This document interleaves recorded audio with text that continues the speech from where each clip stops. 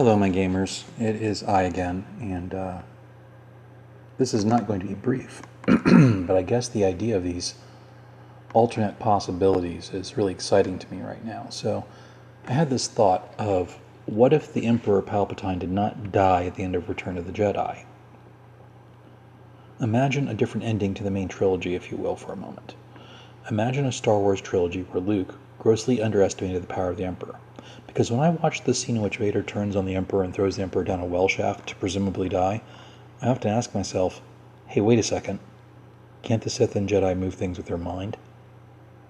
In the Clone Wars, we see the Jedi use their telekinesis all the time to lessen the effect of falls. And in the Lucas prequels, we see the Emperor use the Force to move his body through the air when he attacks the Jedi that come to arrest him. So why would throwing the Emperor down a shaft kill him? Let's begin our alternate timeline right after Luke Skywalker and Vader arrive at the shuttle on the Death Star, and Luke removes Vader's helmet. Vader gets to have his moment of seeing Luke without cybernetic aid, and he then expires. Luke limps towards the shuttle and is suddenly lifted into the air by an invisible hand. It's the Emperor, walking down the ramp from the shuttle, holding Luke in the air before him. A conversation follows that would sound something like this. Emperor, Skywalker, so naive. Did you truly think that a Sith is ignorant of the ways of the Force? Witness now that I am quite adept. Think of the secrets of the Force I can show you. Think of the good you could do with them. The order you could bring to the galaxy. Luke, I will never join you. Emperor, oh well, I suppose I shall have to wait until another suitable apprentice is born. At least I will have the satisfaction of destroying the Jedi with your death. While the Emperor crushes and shocks Luke to death, as he dies, Luke uses the Force to become one with it, vanishing before Palpatine's sight. Now the Emperor, having never seen this ability before, will go on an angry rant and destroy much of the surrounding Death Star, thinking that Luke has used some power of the light of which the Emperor is unaware. Now remember that the dark side is fed by fear, and that fear causes the Sith to seek control over all things, their environment, their minions, and their knowledge of the Force. By showing the Emperor that there is some aspect of the Force of which he is unaware, a subtle and gnawing doubt will enter the Emperor's mind. The Sith, because of their rule of two and their culture of constant plotting, this fear of the unknown and the uncontrollable, born of those things, often leads to paranoia, and by vanishing in front of the Emperor, something that Palpatine heard Vader report in the strange disappearance of Ben Kenobi before him, but probably dismissed because he was not actually there, didn't have any emotional impact. Perhaps he thought it was some power the Jedi have to die at will rather than futilely struggle against the inevitable, would now take on a completely different meaning to the Emperor. Palpatine's ego is centered on the idea that he, and he alone, is master of the Force.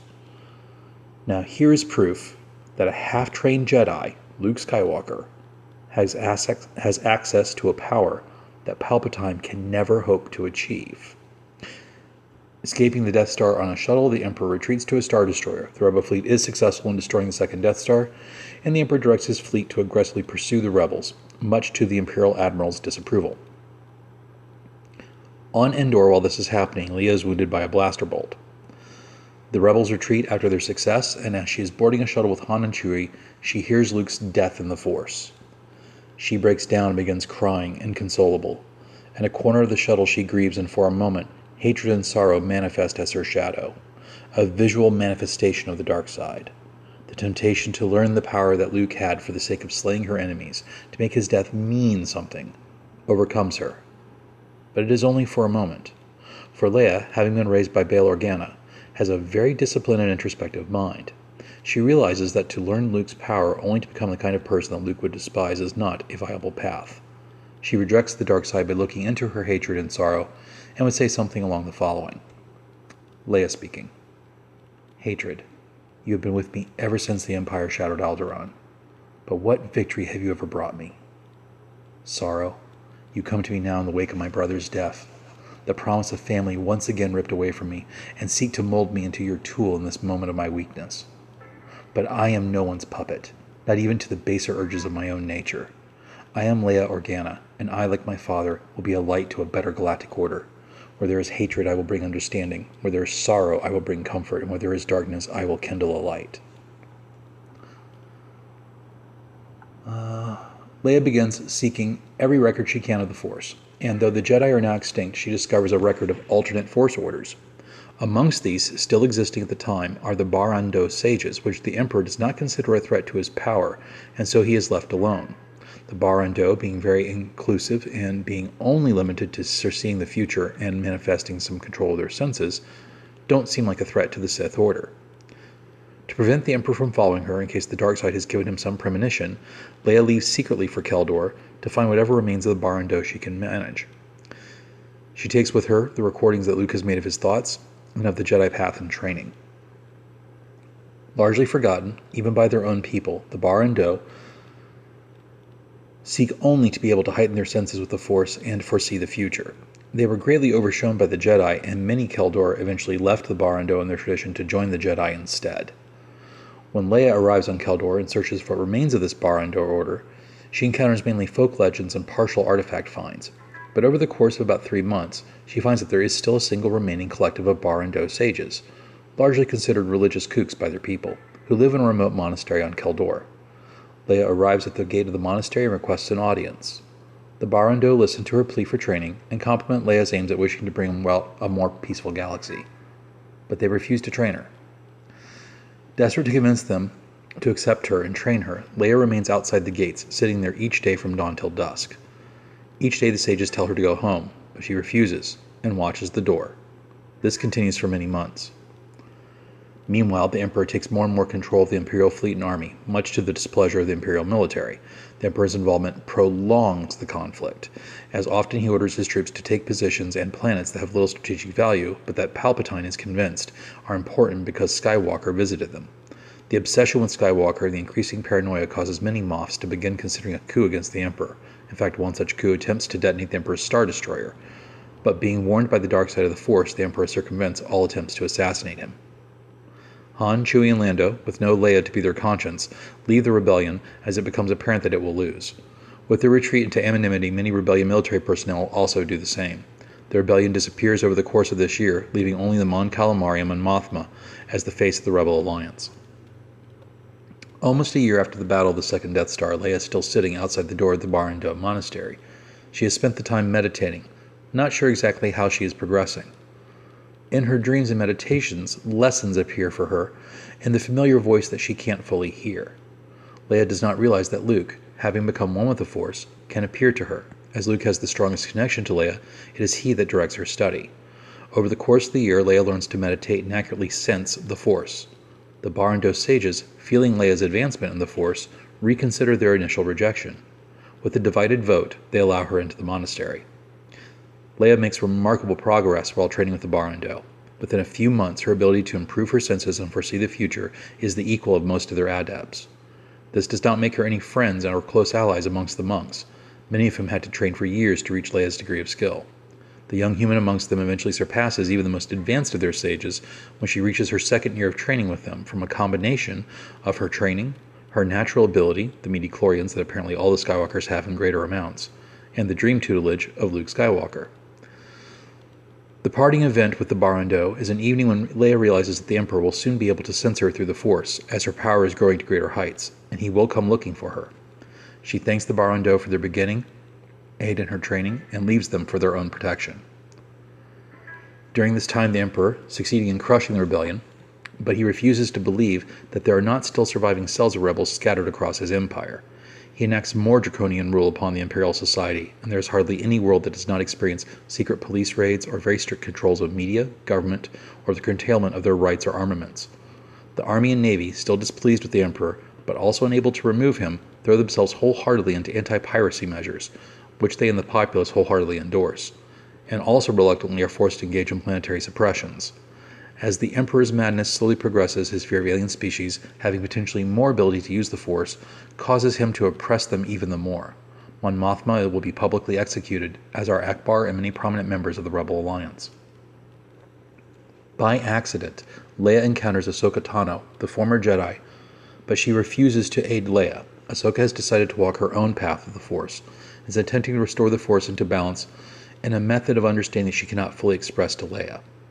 Tano does, however, teach Leia the ability of how to craft a lightsaber, and gives her a kyber crystal that Tano has been holding onto without knowing exactly why. When Leia ignites this saber, it flows with a never-before-seen silver light. Led by Luke's spirit, Leia hops freighters and scrounges enough money to purchase a light freighter of her own. She makes her way to Dagobah, where the natural dark-side energies of the planet will hide her presence from the Emperor, just as they hid Yoda's. Here, Leia, trained by Luke's Force presence and his journals, learns how to control the Force within her body and within objects, how to alter it by telekinetic means, and how to dissipate energy.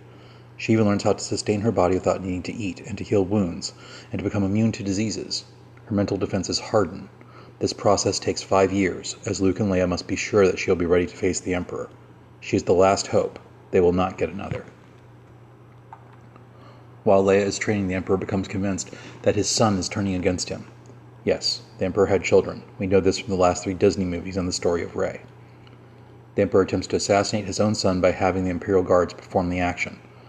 This act is the final straw for the Moffs. They smuggle the Emperor's children to safety, into the Outer Rim, and many leave the Imperial service, leaving the Emperor with lesser quality officers and commanders. Their theory is that if the Emperor is willing to assassinate his own children, who is truly safe? And who can fault them?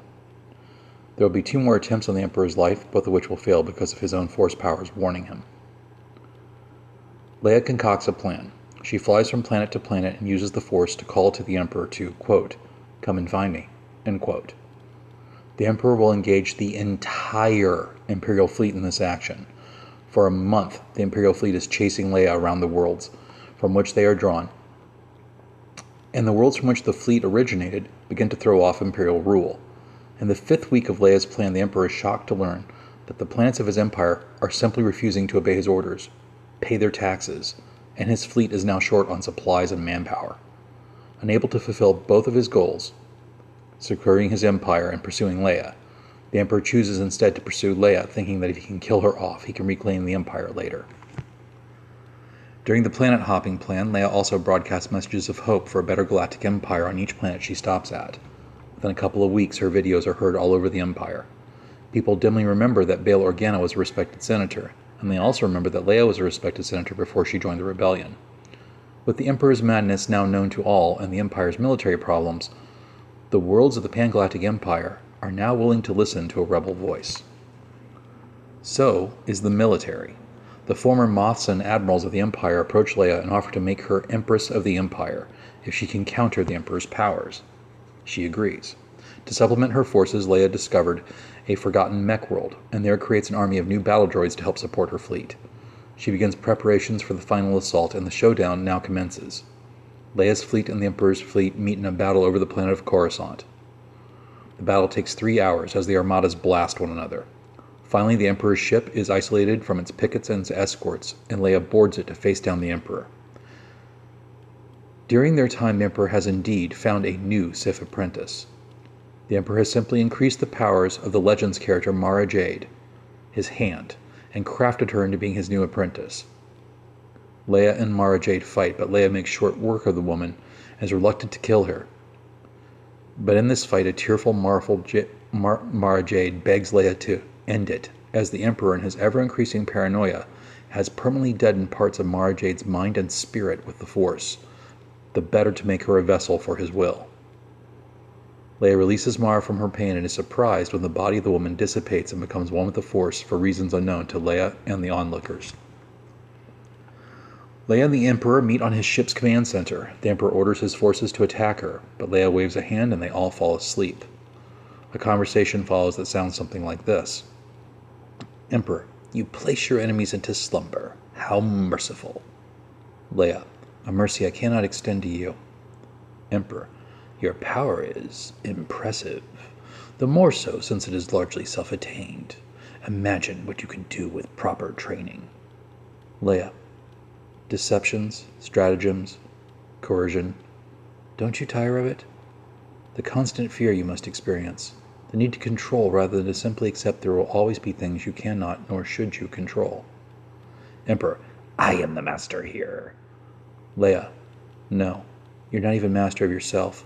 How can anyone be a master when they let the dark side dictate their actions?